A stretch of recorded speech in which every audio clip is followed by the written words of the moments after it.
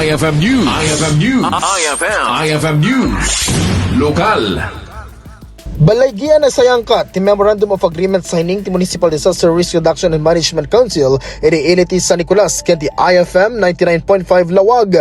Ditoy alay palaon nagidinasken ng obrayan ti estasyon ken di ahensya kag runaan na ti information dissemination. Imbata di Miss Rian Rolin Simon mangidadaulo ti Mdrrmo anapinta sa launay dito nga akdang para itinayray masakbayan iti iliti sa Nicolas sa pagsasaon ni Mayor Edmar Vincent Bingbong Bunuan. Ditoy ang mairakurak dagiti agakapinta nga aktibidad ken programa ti Mdrrmo aglalo iti panag-rescue kabayatan na manaksid iti IFM ket nagapagpinirma ti PNP San Nicolas Advocacy Group iti biyang iti Mdrrmo ano sa dino ket naka-focus da iti volunteerism no kastang aday ti rescue ken aktibidad iti nasao nga obesina.